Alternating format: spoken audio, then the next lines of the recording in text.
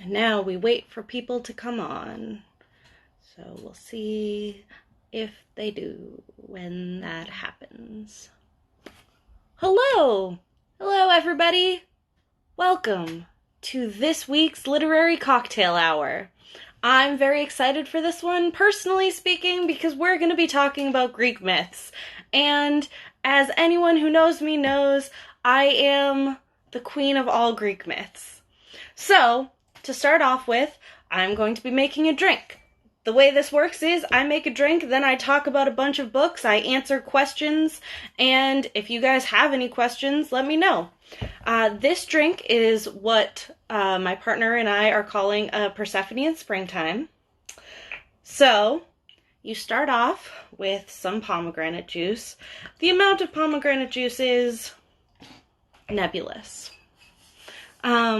Erin says, what? You like mythology? I would have never guessed. Erin was my college roommate when I was working on my thesis about Greek mythology, and is also making fun of me, the way, it goes. Then you put in some gin.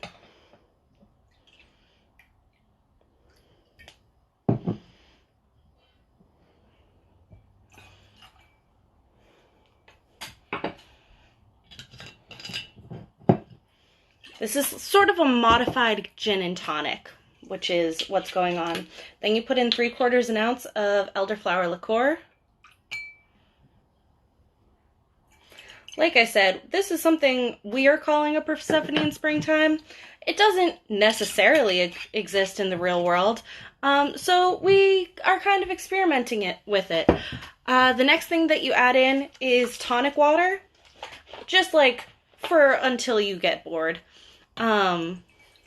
Just top it off with tonic water. We were also thinking, although I don't have any right now, that probably sparkling wine would be good in this, but we don't have any. I am also would have thrown in, if I had them, some blackberries, because I thought that would be cool. But, so, this is a Persephone in springtime. Cheers! They're very good, and I recommend them to all of you. So, now we get to talk about Greek myths. If you have any questions, comments, concerns, have your own favorite Greek myths, think I am wrong about something, have something else you want me to talk about, please feel free to chime in at any time. I am going to read through the comments as I go and try to respond to all of them. It is possible that I will miss one. Also, we have all of these books available to ship to you, either from our store or our warehouse, but you will notice that some of these books look very beat up. It is because I love Greek mythology, and some of these books are from my house that I have owned for a long time, so be aware of that. I start that off because the first book I'm going to talk about is Delaire's Book of Greek Myths, which is, I think, the best book to get kids into Greek mythology. And you can see my copy is held together by duct tape and incredibly beat up because I have had this copy since I was like 6 years old. But Delaire's Book of Greek Myths is really wonderful. It breaks down Greek mythology in like really understandable ways for kids. And it has some really beautiful art. I think you have this sort of art. I want to try to find, a full page one. It breaks it down by various myths based on gods and heroes. It's very wonderful. Like I said, it's incredibly comprehensive for kids because I personally, as a child, made a tri-fold board to teach my friends about Greek mythology because I didn't think they knew enough, all based on this book. That's Delaire's Book of Greek Myths. Also, I will go through all of these again at the end. Now, most Greek mythology takes place in what they call the Age of Heroes. So, the way this works is Homer is like the first to really have written down Greek mythology. He starts writing around like 850 BC, which is like an estimate because nobody knows for sure. And with his writing, he dates the things he's writing about as happening 400 years before that. So, like 1200 BC is when we think most Greek myths are set. Speaking of Homer, he is so old that his writing predates even basic ancient Greek, because it's kind of the first, like, written, not the first written stuff we found, but there's Homeric Greek, and then there's, like, typical ancient Greek, because he sort of helped invent writing. Some people are convinced Homer did not exist for real, the same way some people are convinced Shakespeare didn't exist. I'm convinced those people are wrong, but, I mean, scholars are going to fight about things. That's the way it works. So one of the reasons, this is some really great scholarship, guys. One of the reasons we think Homer was around in 850 BC is because Herodotus spoke to an oracle, and the oracle said, yeah, Homer wrote these books 400 years before right now, and that was around 450 BC. So really, the best way to learn anything about history is to ask an oracle. I don't know why other people didn't think of this. So, getting into books, the first one we are going to talk about is what I personally wrote my thesis on and love a lot. That is The Iliad by Homer. I love this book. I think this story is incredible. It's kind of the first war story. It tells the story, for those of you who don't know, of the Trojan War, except instead of telling the whole Trojan War, it tells a little like sliver of it that starts with Agamemnon and Achilles fighting over Agamemnon disrespecting him and taking away his war prize, which is actually a person, and then ends near Hector's death. So after Hector's, like, funeral games.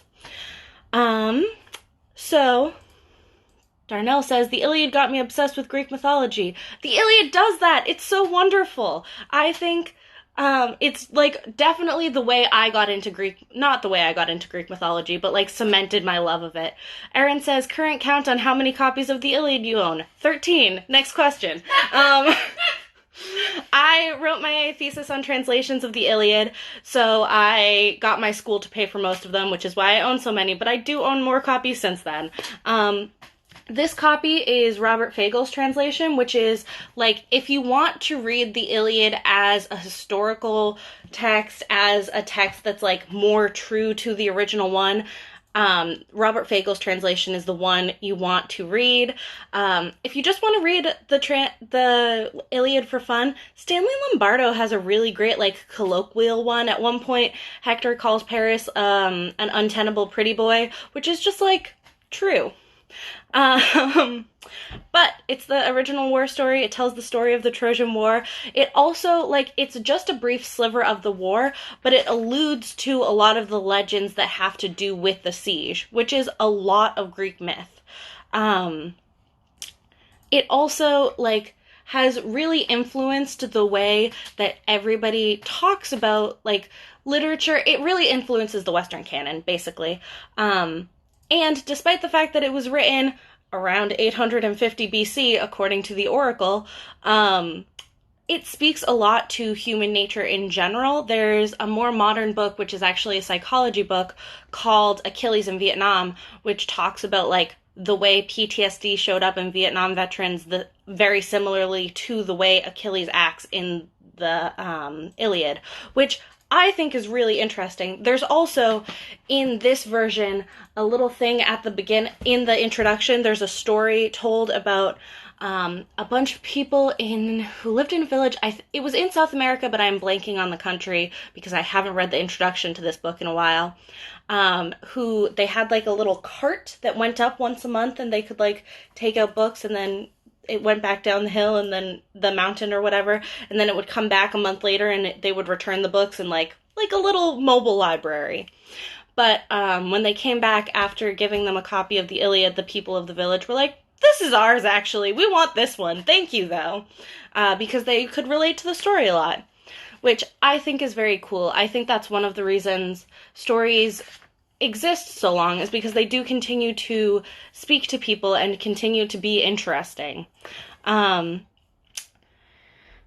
So, like I said, Homer was supposedly separated from the subject by about 400 years. There's been a whole lot of archaeologists who, like, want to find Troy. There's various places that they think Troy has been because they think the Trojan War actually happened. Obviously, most people don't think that, like, the gods were involved, but who knows? Fun fact, though, the Iliad was not fully translated into English until 1616 when George Chapman finished his translation, which he published in, serialized, which is pretty cool. That one is told in couplets. Annabelle says, your thesis sounds cool. Which languages have you read the Iliad in? I only have read it in English and brief passages in ancient Greek because the school I went to did not have a good enough ancient Greek program for me to actually learn the language, and so I just learned enough to like read certain passages. And also a lot of my research was based on specific words that only showed up a few times, so I didn't necessarily need to read the whole thing. But let's see. That is all about the Iliad I have right now. I am always open to answer questions on the Iliad. But the Iliad and the next book we're going to talk about, the Odyssey, were both used in ancient Greece to, like, teach children also. Not just, literature, but also they would teach them, like, geography and math and, like, statistics and, I don't know, a bunch of other stuff.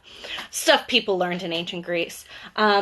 This is the Odyssey as translated by Emily Wilson, who is the first woman to get credit for translating the Odyssey. Which I think is important because women definitely had translated parts of it before, but, the Odyssey is told in 3 main parts. I have some notes down here, which is, if you're wondering what I'm doing.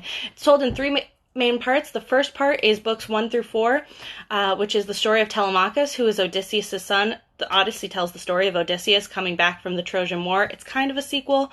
The first 4 books is called the Telemachiad, which is, because it doesn't mention Odysseus at all and is just about his son. Then you have Odysseus telling his tale to, he tells his tale to a king to try to be like, listen, I know I'm shipwrecked, but you want to give me money and a boat so I can go home, but not just go home, I've got to go home rich. Otherwise, this whole thing is worthless. And then the rest of it is his actual return home.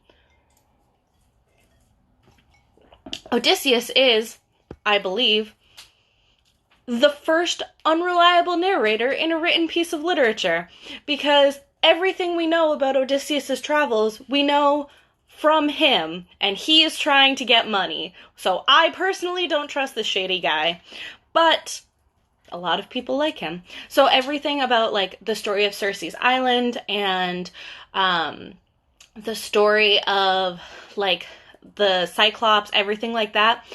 Mysteriously, Odysseus always looks like the hero in all of this. He's like, listen, I know every single one of my men died, and that I was in charge of this boat, but consider this, it definitely wasn't my fault, and you should give me money anyways. Which seems suspicious to me. It also, takes him 10 years to arrive home. So in the Telemachiad, you get little bits of, what has been going on since the Trojan War. And you also get, he, goes down to the underworld at one point and meets Achilles and, tells him about various things that have been happening. And you find out about other people who have died in the meantime. Which is, I think, very interesting. The Odyssey is worth reading. I don't like it as much as the Iliad, which is a controversial opinion, but definitely worth reading. It's a lot of fun. It's great. You should read this translation. Emily Wilson does an excellent job, and also look at it. It's so pretty. It's shiny. You can see it shining. Okay, so, like I said, I wrote my thesis on Greek mythology, and so have a lot to say scholar-wise. If you guys have questions about just, regular Greek myths, feel free to let me know. I have a bunch of, original texts that I'm going to go through, and then I have a bunch of retellings. So, stop me at any moment, and even if it's not related to what we're talking about.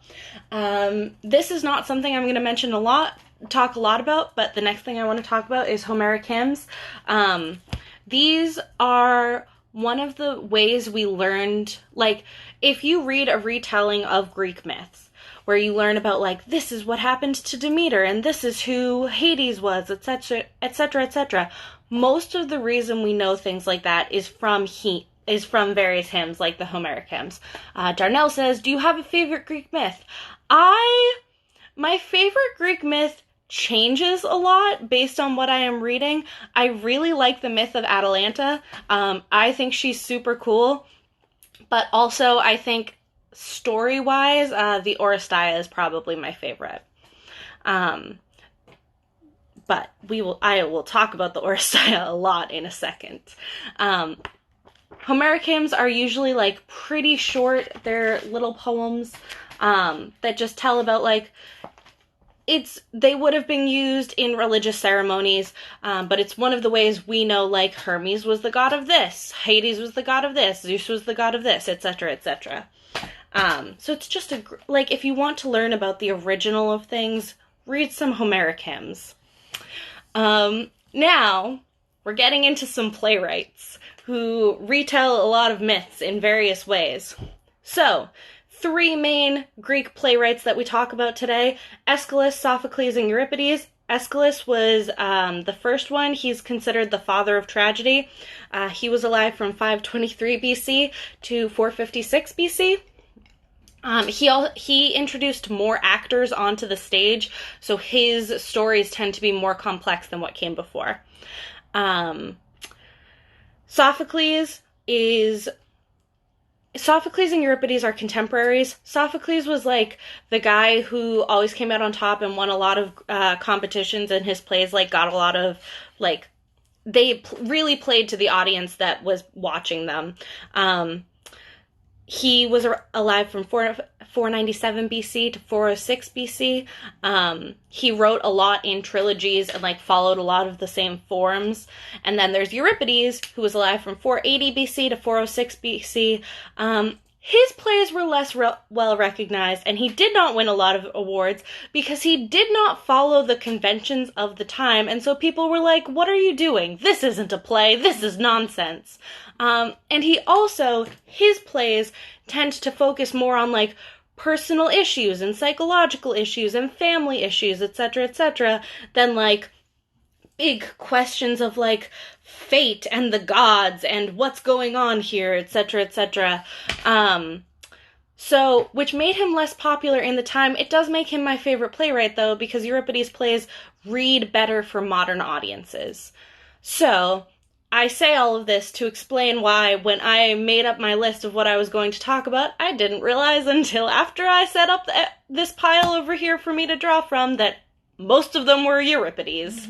So, we're going to talk about Euripides, we're going to talk about some Greek plays, we're also going to talk about Anne Carson, my favorite translator. Anne Carson has translated a lot of things from Greek myth. She's also translated, like, Sappho's poetry. She's translated a bunch of stuff. Her translations are always amazing. If you see, like, a quote from an ancient Greek play or from, like, an ancient Greek text on the internet and a bunch of people are circulating it, probably it was translated by Anne Carson.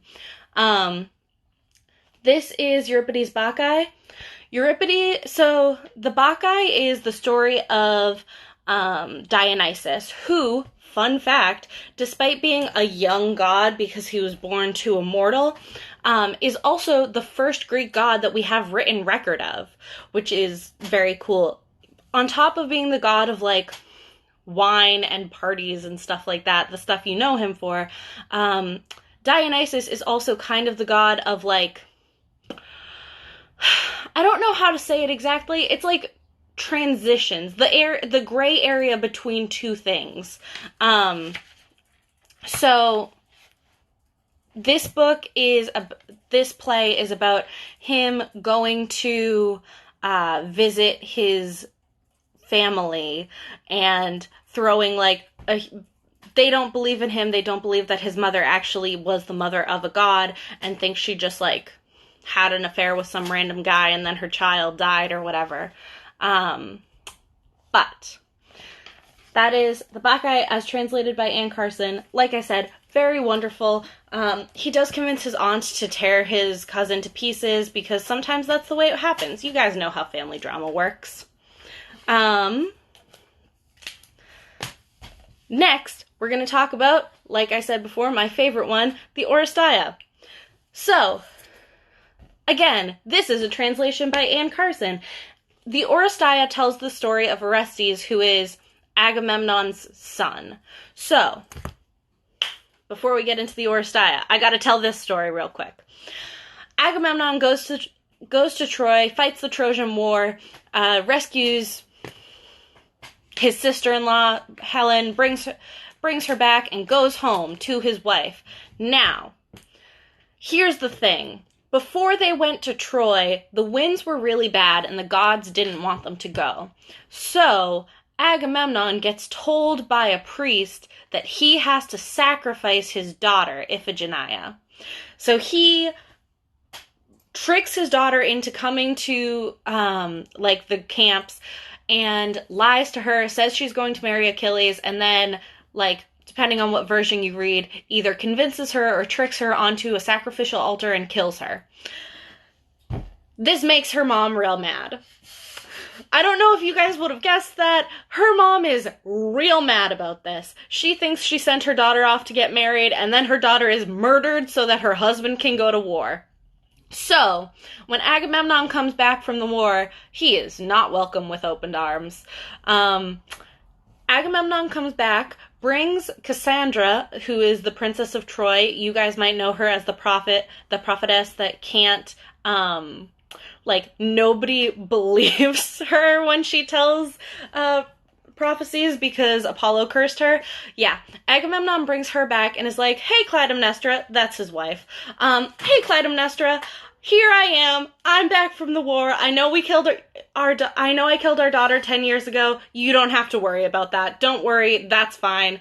And also, this is my new mistress. We're just gonna, come and chill. Clytemnestra has been stewing for 10 years. And so when he comes back, she lures him into a bath and then kills him with an axe. Depending on which version of the story you read, she convinces her boyfriend to kill him with an axe because the house of Atreus is super messed up, and her boyfriend is actually her, husband's cousin who survived his Agamemnon's dad killed all of his nephews because he didn't want them to take over, and also cooked them and fed them to his brother.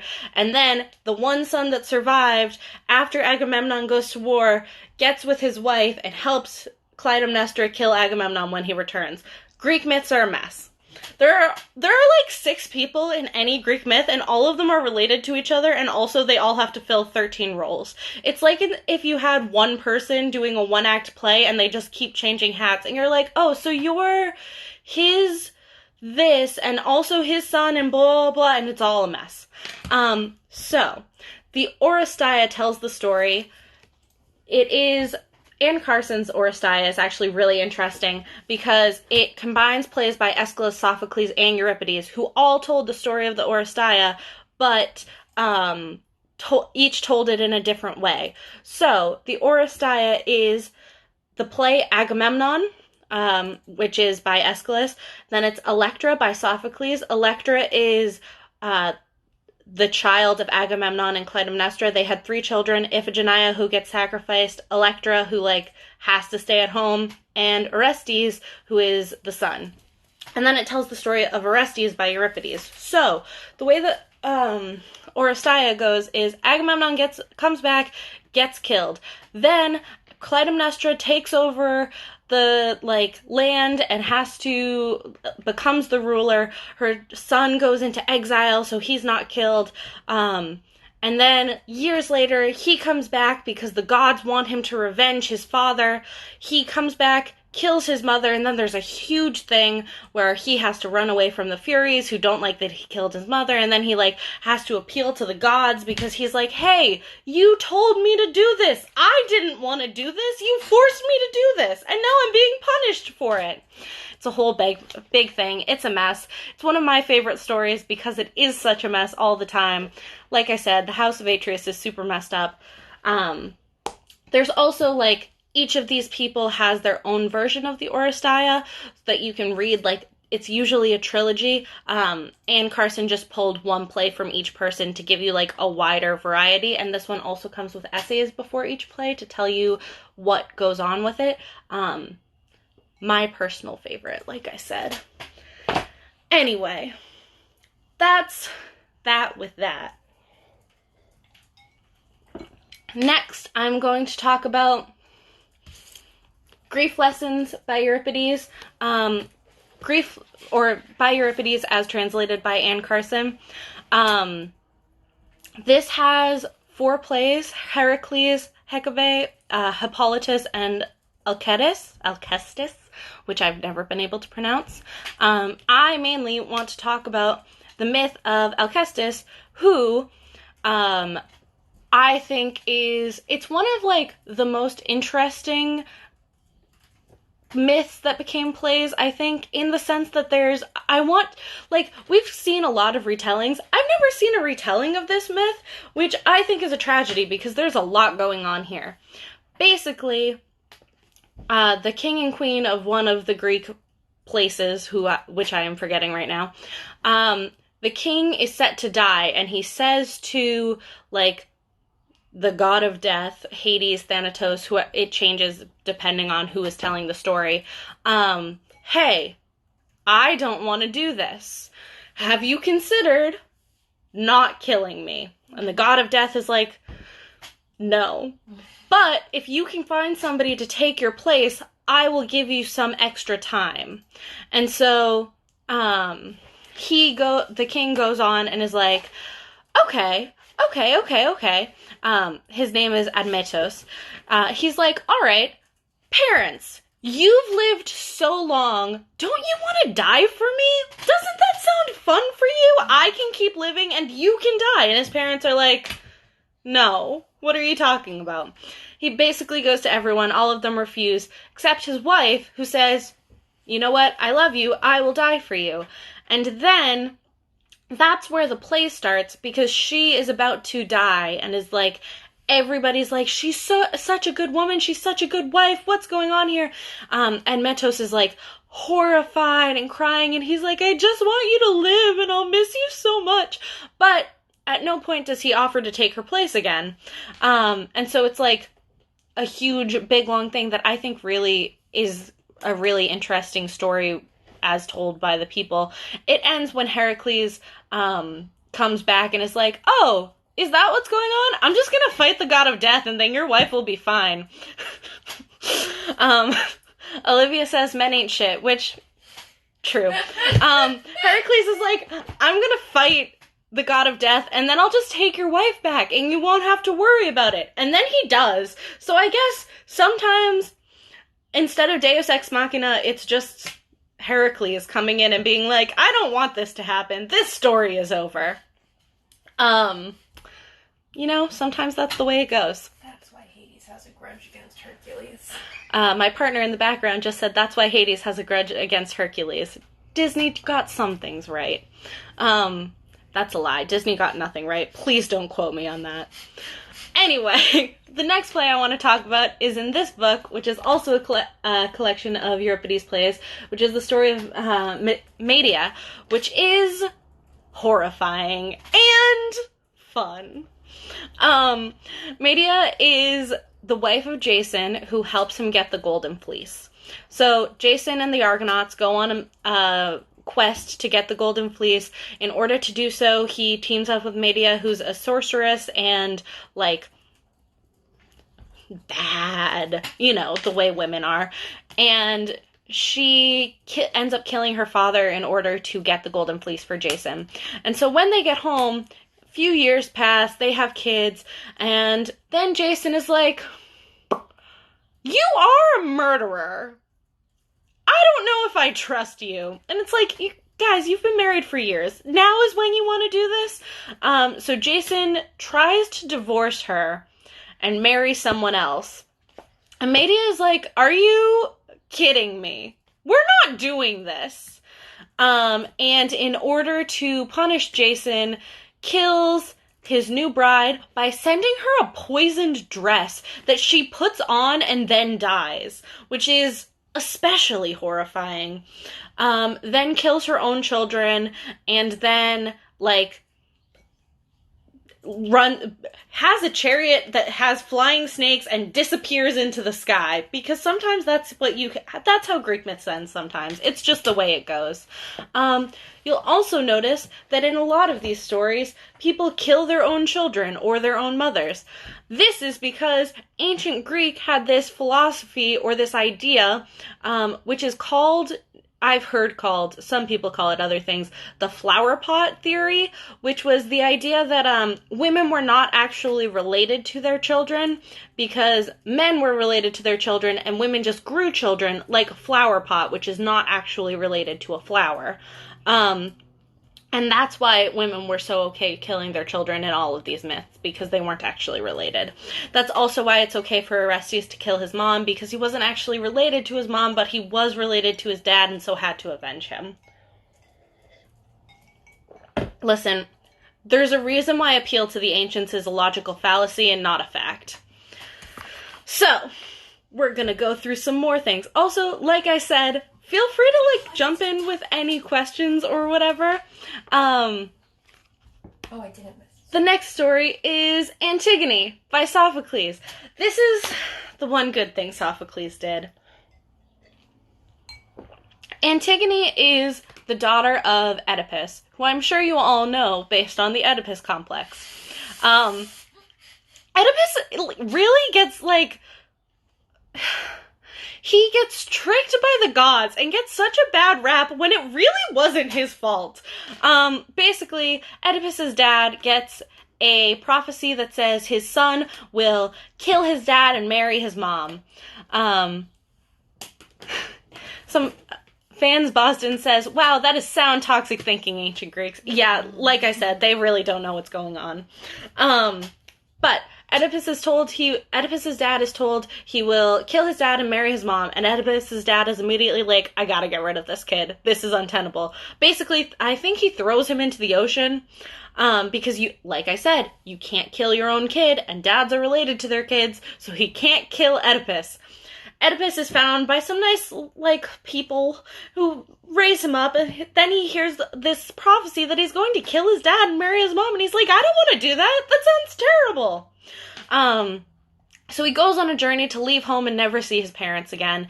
And then he meets a man on the road and they get into a fight and he ends up killing this man. Shocker, this man was his dad. Then he goes to Thebes and is like, hey, so, like, what's going on here? The queen finds out that, I think he saves the city. I don't remember exactly how this happens. Anyway, he marries his mom, who does not know that this is her son.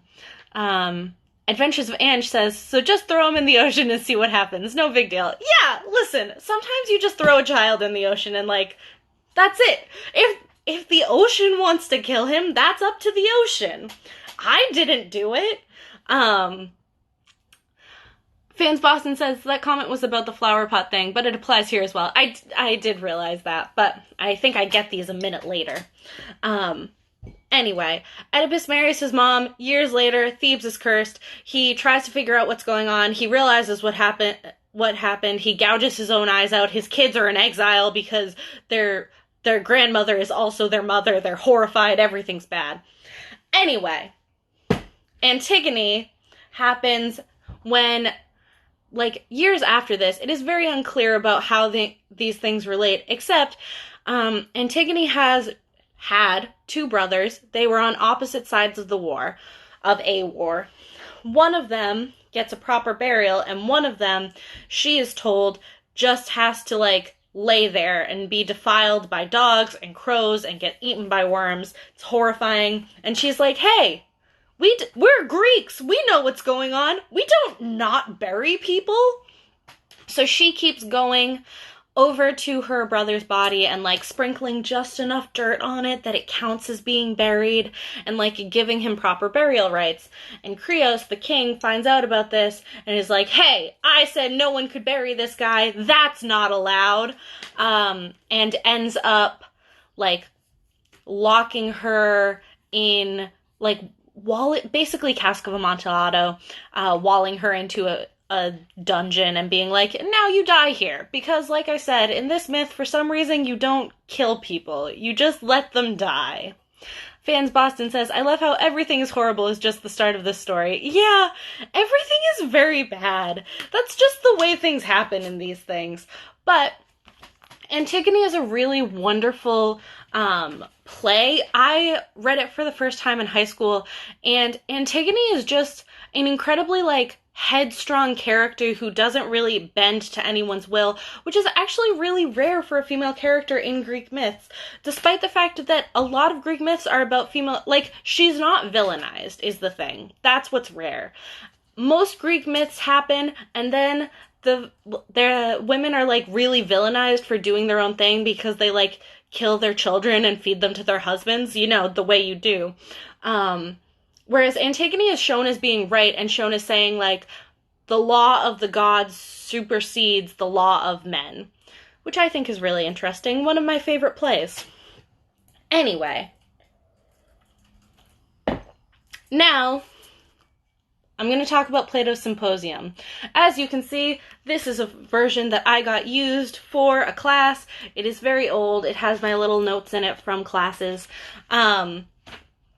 Plato's Symposium is a weird sort of narrative. It's philosophy and not technically myth, because it is Plato telling the story of him going to a party where a bunch of philosophers were and they talk about different philosophies. It's not meant to be, like, taken at face value, but I'm bringing it up because one of the things it talks about, some of you might be familiar with the myth that in ancient Greece, people believed that originally humans were really two people attached together, and that the gods split them in half and they spent forever looking for their other half, etc., etc. This is technically true in the sense that Plato's Symposium talks a lot about love. It talks about various types of love and love as a philosophy. And one of the people in Plato's Symposium brings up that idea and is like, you know, the gods originally, people were like this, and they got split in half, and they spend, like, forever searching for their other half, etc., etc. As far as I know, this is the only document that says that. So, technically a myth, but not a widely spread one, which is why I wanted to bring it up. But it's very interesting. So, now, we're gonna switch, technically, from ancient Greece to ancient Rome. I'm still going to be using the Greek names for things because I don't want to switch tracks. Next up is Ovid's Metamorphoses. Ovid is wonderful. He's, like, my main guy. I love him. Ovid wrote a bunch of really scandalous poetry, being, like, basically about the married women he was sleeping with. And the fact that married women should sleep with him because pleasure is good and he was having a fun time. And then he pissed off the wrong person and got exiled from Rome. And wrote a bunch of, like, letters and, like, poems and stuff to try to get back in the emperor's good graces, including Ovid's Metamorphoses. Ovid's Metamorphoses is an epic poem that goes through everything from the beginning of time. So it starts with, I have to flip through the introduction to get to it. It starts with the creation of the earth, which you guys can't see because it's backwards, and ends with ancient Rome.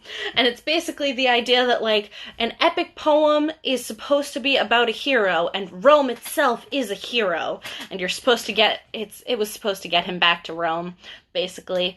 But the cool thing about Ovid's Metamorphoses is that it's broken into, like, little sections.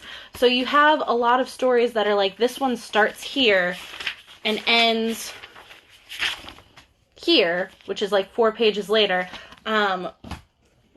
just because you get like a bunch of short myths that are snippets.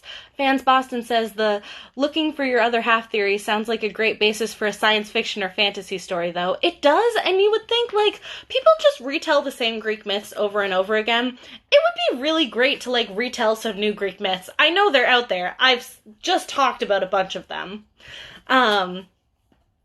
Sean says, hello, I can't wait to get back to Trident and hang out again. I love your mac and cheese. Thank you. Yeah, we miss everybody. I like doing these because I get to talk to customers again. And Fans Boston says, Rome the city is the hero. Love that. Yeah, it's the idea that like Rome itself is so great that it needs its own epic poem, which is really fun. But if you want a lot of Greek myths at once, the Metamorphoses is great. It talks a lot about things changing. So in a lot of the myths, humans become other things become humans, etc., which is fun. I got asked, what am I drinking? I made this at the beginning, but what it is, we're calling it a Persephone in springtime. It's pomegranate juice, elderflower liqueur, gin, and tonic water, which is very good. Okay. That's Ovid's Metamorphoses. The Penguin Classics version is very good and very readable if you want to, like, get through it and have fun and not worry about, like, slogging through some classic translations. Next, I'm going to talk about the Aeneid. This is the other quintessential epic poem, Virgil's Aeneid. Basically what it is Aeneas is the son of Aphrodite. He is very, very briefly mentioned in the Iliad. He fought at the Trojan War, and the idea is that he ran away. Fans Boston says, yes, stories based on myths that haven't been retold yet needs to be a thing. Good idea for an anthology or something. There's an anthology called The Mythic Dream, which has a bunch of stories based on myths. I don't think all of them are Greek myths, but all of them are like various retellings. I think it's mostly sci-fi and fantasy stuff, which is very good. I've read some of the short stories out of it. It's also, I think, myths have like moments where people start talking about a specific one and like a bunch of retellings happen about that one, and then like a few years later a bunch of retellings happen about a different thing. So like the Trojan War really had a moment where a bunch of books were retellings of the Trojan War. Hades and Persephone had like a huge moment a few years ago. I think right now Eurydice and Orpheus are having a moment because you have like Hades Town, you have Orpheus Girl, which just came out. Thank you for the rec. You're welcome. That's what I'm here for. But good for them. Orpheus and Eurydice deserve it, honestly. But the Aeneid, Aeneas leaves the Trojan War and helps found Rome. So it's kind of like Rome fan fiction. Rome really wanted what ancient Greece had, and by that I mean stories. Ancient Greece didn't have anything else really. And so this is another epic poem that's supposed to talk about how great Rome is and how like Rome is supposed to be, it's the natural successor to ancient Greece. You can tell because, like, Aeneas came over and helped start Rome, etc., etc. I really like the Aeneid. I especially like Dido, who is in it, which I think is a very cool character. Next, we're about to get into retellings. Darnell says, I love Hadestown. I was supposed to see it over the summer, but now I have to wait. Oh no! Hadestown is so wonderful. I did actually get to see it. I was also supposed to see it again this summer, which I am very upset about. I was also supposed to see it and have been, like, following Hadestown since the concept album came out, and it's so wonderful. They do a really, like, the thing about ancient Greece and about Greek mythology that is, I think, what lends it a lot to retellings is the fact that every time you retell a myth, you retell it in such a way that you get, like, you show what is important to you at the time of the retelling. So Hadestown does a really cool thing where they, like, retell it and also talk about, like, climate change and, like, capitalism and a bunch of other things which are not in the original myth, but which make the retelling so much better. Hadestown is one of my favorite retellings of any Greek myths anyways, so. I think they actually also came out with a book which is like about the making of Hadestown, that's nonfiction. Anyway, getting into more retellings, I'm going to start off with the classic. I say the classic, it only came out in 2009. The Song of Achilles. Madeline Miller wrote this, and also Circe, which I don't have with me, but the Song of Achilles is a retelling of the Trojan War. It's told from the point of view of Patroclus, who is my favorite character in all of Greek myths. Patroclus is the one character in the Trojan War who isn't treated like he should be a hero. He's treated like a normal person. And even his dialogue in the Iliad is usually more typical to what you would think a normal person would say than, like, eloquent and godlike and giving speeches, etc. He also is, like, one of the people who goes in and, like, helps out people. Darnell says, I have the Song of Achilles on my TBR. If you read the Song of Achilles, be ready to cry. I knew this story. I have read this book multiple times. I have cried very hard every single time I've read this book. It's really wonderful. It's from Patroclus's point of view, like I said, and it's just a really unique take on the story. And it goes through Achilles' whole life, basically, from Patroclus's point of view. It's wonderful and also heartbreaking. Circe is also really good. I personally like the Song of Achilles better, which I think is partially because it has a more set amount of time. Erin says, I can attest to that. She cries a lot at it. That is true. The first time my college roommates ever saw me cry was over this book, and it was very worrying for them. Fans Boston says, OMG, on the topic of modern themes and Greek myths, can we just talk about American Gods for a moment? Yes! American Gods does a really cool thing. They, like, they bring in so many different types of mythology and also bring in, like, things that we worship now and have turned into gods, like various, like technology and whatnot, phones, etc., the internet. But it's so good. Also, if you haven't seen the American Gods TV show, what are you waiting for? You know what? Here's the thing. You read American Gods and everyone falls in love with Shadow immediately and you're like, I don't understand this. And then you watch American Gods and you're like, I get it now. You cast a very good person for this. I understand what's happening. Also, I have forgotten that actor's name because all I know him as is Lincoln from the 100. Anyway, the next book I'm going to talk about is The Silence of the Girls by Pat Barker. This also retells the story of the Trojan War. It is from the point of view of Briseis, who is like the woman who is a war prize for Achilles. It's various retellings gloss over this in various ways because you don't want to take your hero and be like, yeah, and also he did kidnap this woman and rape her, so like, that's bad, but still, he's the hero of the story. This one is from Briseis' point of view. It talks about the Trojan women and, like, how war affected them, which is not a story you usually get told. I really enjoyed this book. It does do a few weird things with, like, its take on Achilles and Patroclus, which I liked less, but like I said, this is my whole thing, and so I am very picky about things. It was still wonderful, and I have recommended it many times and will continue to recommend it.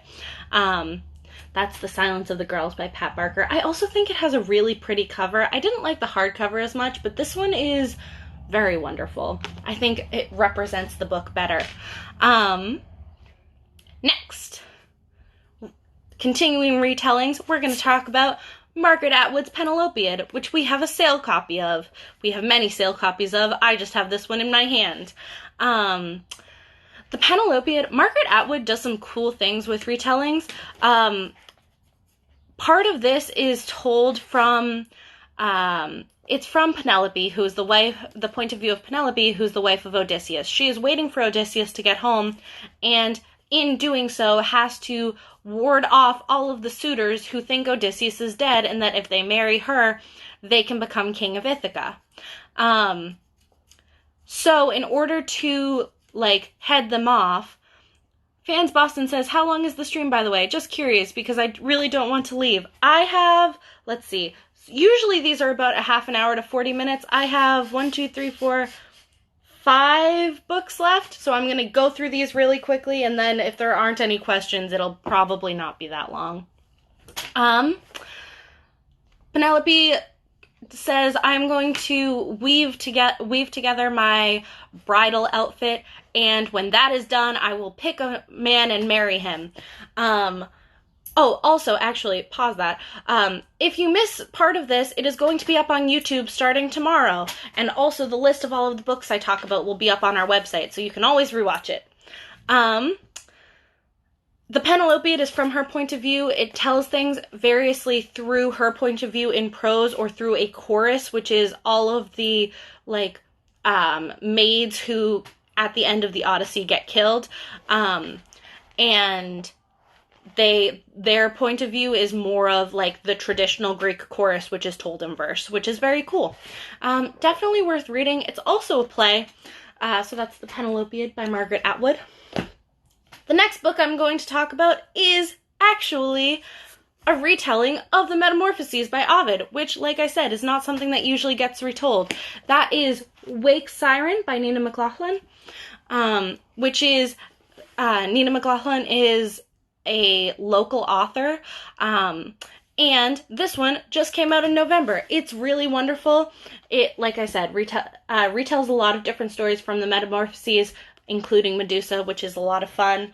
I have not finished this book, but I have read various pieces of it. It is very good. I am, like I said, a stickler for retellings. I want them to be a very specific way, and this one is definitely worth reading.